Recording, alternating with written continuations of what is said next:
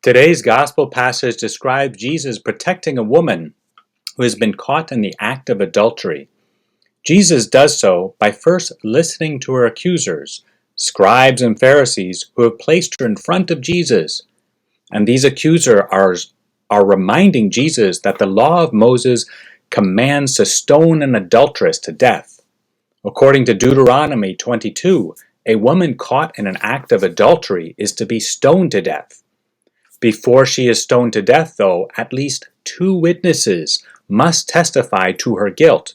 For as Deuteronomy chapter 17 commands, a person shall not be put to death on evidence of 1 witness. Knowing these laws well, Jesus responds to the question, "What do you say about her?" by bending down and writing the ground with his finger. After the scribes and Pharisees continue to ask him to respond, Jesus stands up and says, "Let him who is without sin among you be the first to throw a stone at her." Afterwards, Jesus once again bends down and writes on the ground with his finger. Gradually, beginning with the eldest, the crowd leaves one by one. Alone with the woman, Jesus asks the woman, "Has anyone condemned you?" She responds, "No one, Lord."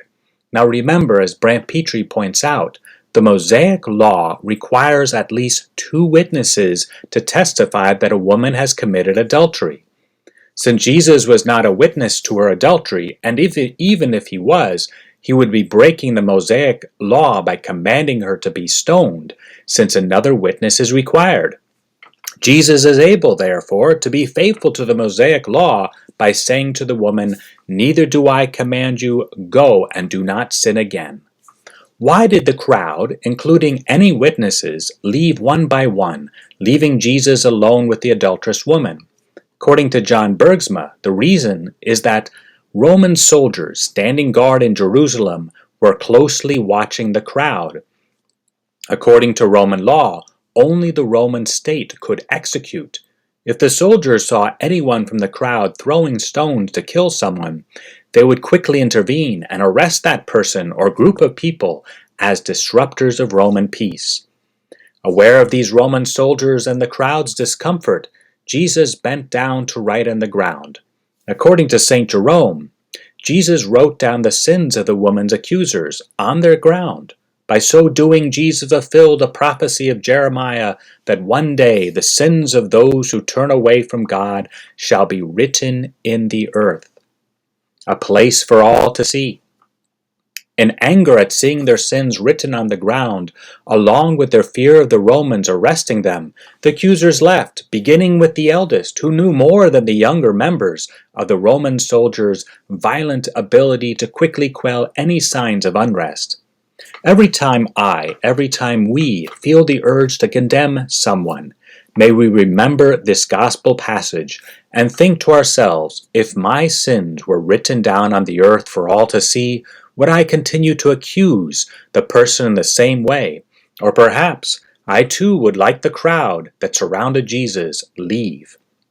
May we leave, though, not because of embarrassment or fear, but rather because of repentant love of having offended an infinitely merciful God.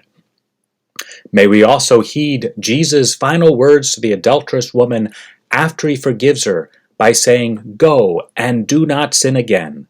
May these words of Jesus be a source of continual consolation of hope for us, that if God has forgiven me, if God has forgiven you, if God has forgiven us, we need not worry excessively about the past, and instead we ought to focus on living the present in a better way, relying on Jesus' saving grace. May we also be more like Jesus by being unwavering on upholding the moral laws of God, and at the same time, when people sin, by forgiving and offering all continual hope that tomorrow is a new day to try once again to live in the grace of Jesus Christ. God bless.